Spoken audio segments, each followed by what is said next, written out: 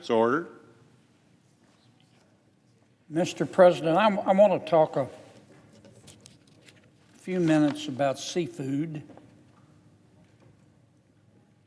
In many respects, at least in terms of our physical health, we are what we eat. And Americans have been eating a lot more seafood, which is good for you. 94%, a lot of people don't know this. I didn't until I researched. 94% of the seafood sold in the United States is imported. 94%, pretty extraordinary figure. And of the various types of seafood, shrimp represents the highest volume of imports of total edible fishery products. Given that this seafood is imported, we have to be careful. For that reason, Congress created what we call a seafood import monitoring program. Seafood import monitoring program. I'm going to call it SIMP, S-I-M-P. So if I say SIMP, you'll know what I'm talking about. And SIMP's job is to make sure that these foreign imports are safe to eat for the American people.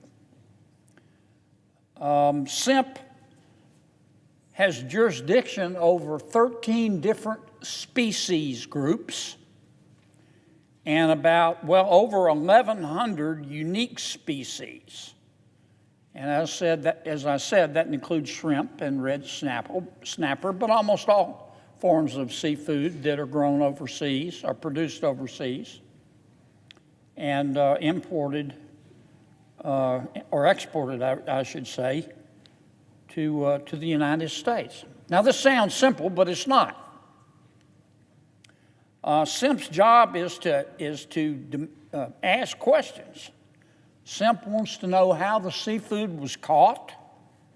SIMP wants to know the conditions under which the seafood was farmed, if it's a domestic product. If the seafood has been processed, SIMP wants to know how it was processed, what the final form was supposed to look like, and what it actually does look like. SIMP's supposed to keep us safe. Part of the way that SIMP keeps us safe is to inspect the product, not just look at the reporting requirements that the foreign producers give to SIMP, but actually look at the product, whether it's the raw seafood or whether it's processed. And SIMP inspects it. In fiscal year 2020, SIMP, once again, the Seafood Import Monitoring Program, SIMP and its auditing team completed 1,131 investigations. That's the good news. The bad news is that was only 1% of all of the imports. Now, of the audits or investigations, the inspections, if you will, that SIMP did, about 40% of those were on shrimp. And of the 40% that SIMP did on shrimp, 35% were found to be not in compliance with the rules. 35% was unsafe. This is serious business. Unlike most of our domestic producers, a lot of the producers in foreign countries try to produce their shrimp or their seafood on the cheap. They raise the product in filthy water. They don't have rigorous standards for processing the product if they take the raw product and turn it into a final product. Oftentimes, many of these foreign producers shoot the shrimp and other forms of seafood, like red snapper, with antibiotics. Which, of course, if you eat enough of them, makes you resistant to those antibiotics if you get sick in another way that the antibiotics could cure. I mean, let me just be blunt. Some of this product is unsafe. It'll make you grow an extra ear. And that's why we have SIMP, is to say, wait a minute. You can't sell this in the United States. And once again, of the 1,100 and change inspections that SIMP did in fiscal year 2020, 40% were shrimp, and SIMP found that 35% of that 40% failed the test. SIMP is able to inspect, as I said, 1% of this exported, for us, imported seafood, 1%. It needs to be doing 10%. Please, excuse me. It needs to be doing 10%. And my bill would help them do 10%. My bill would provide additional funding for additional seafood inspections on imported seafood. And we would be asking SIMP to go from 1% inspections of all imported seafood to 10%. Now, there's no free lunch, Mr. President, and you don't get one now. My bill costs money. It will cost $36 million. Now, in the grand scheme of our spending, that's not much, but $36 million is a lot of money. And I didn't want to come up here and just offer a bill that was a money suck. I wanted to come here and say, look, we got a problem.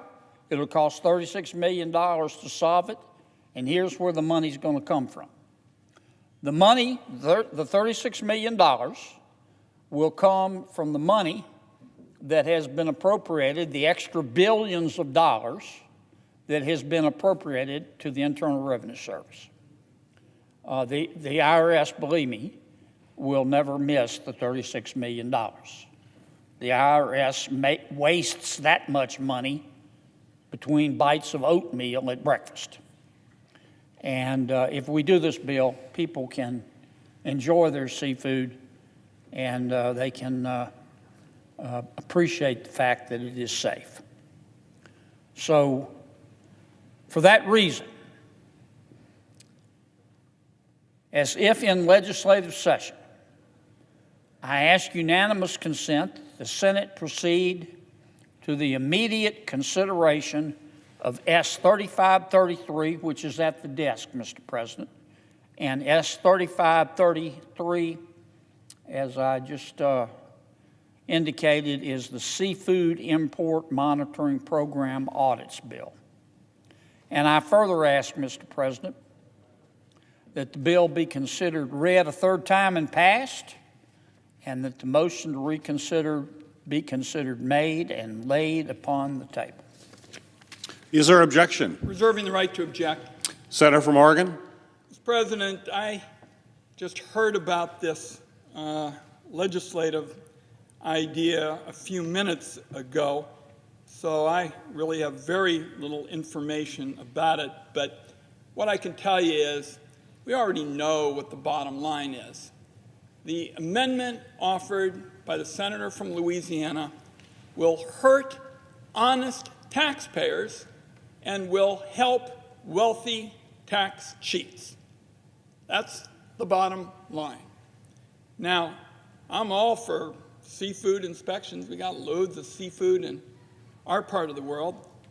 But I want to take just a minute to talk about the reasons that members of this body ought to oppose the legislation. First, and the Congressional Budget Office has made this point, This amendment uses the fake offset of cutting IRS funding.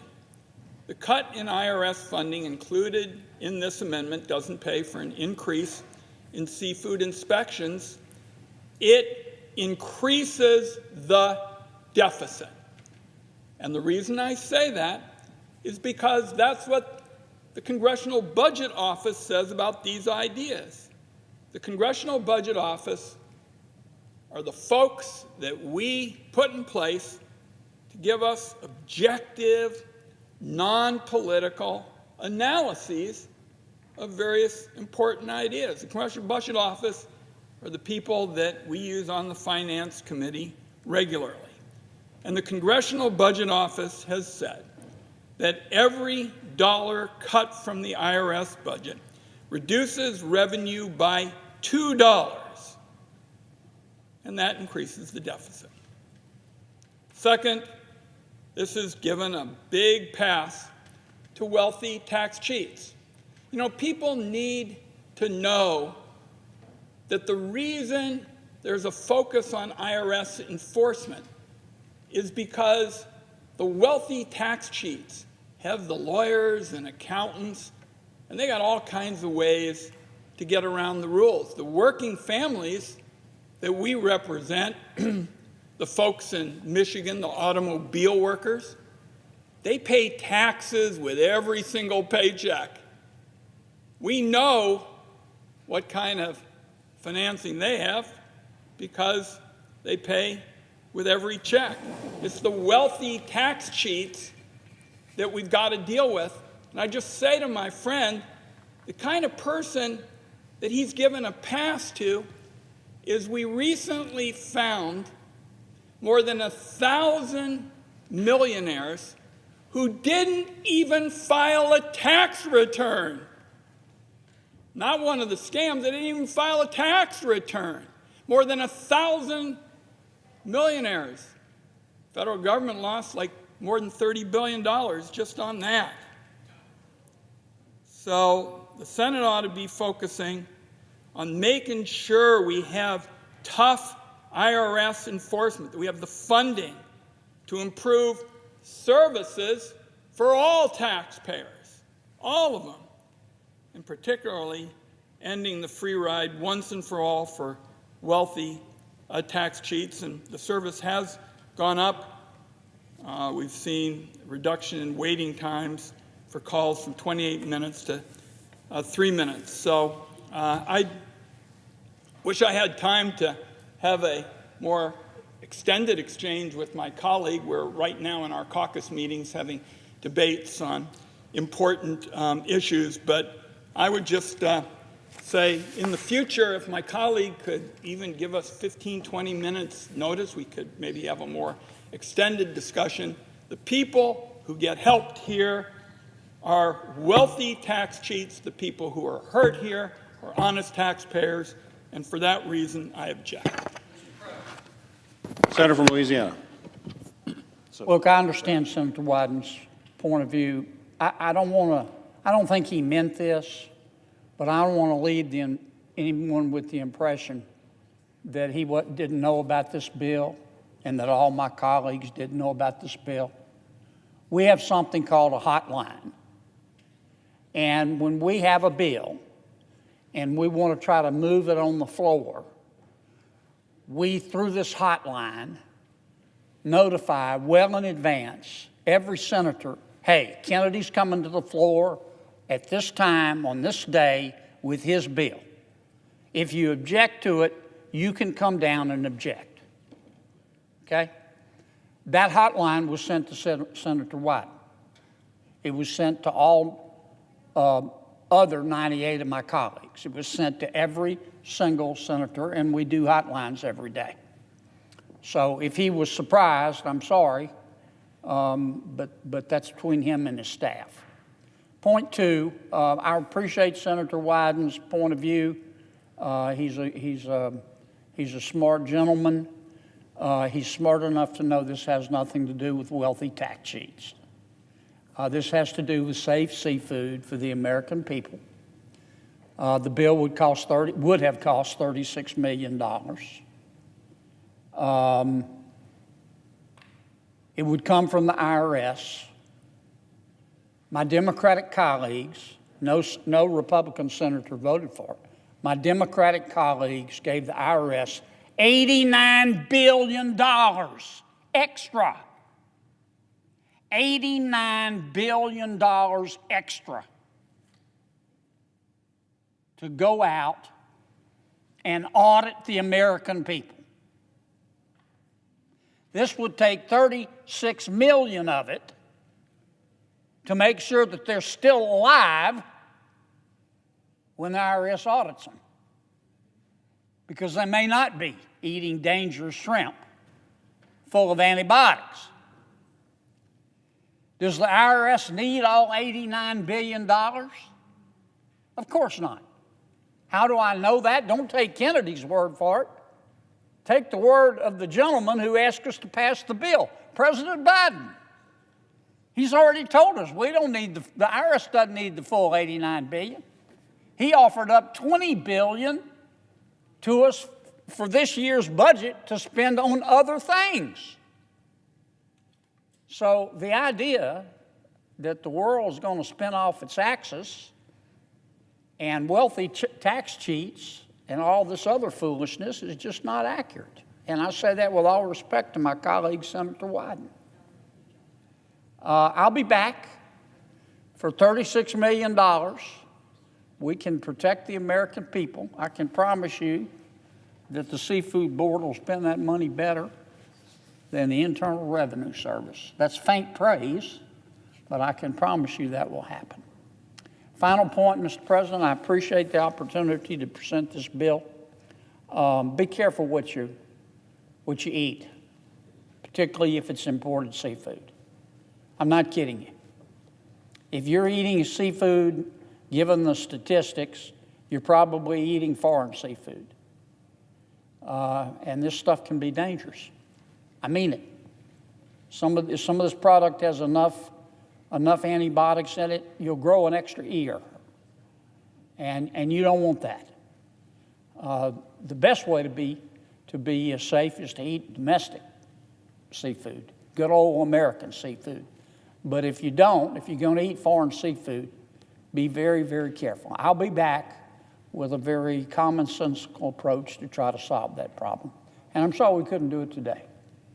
But thank you, Mr. President, for your time, and I thank Senator Wyden.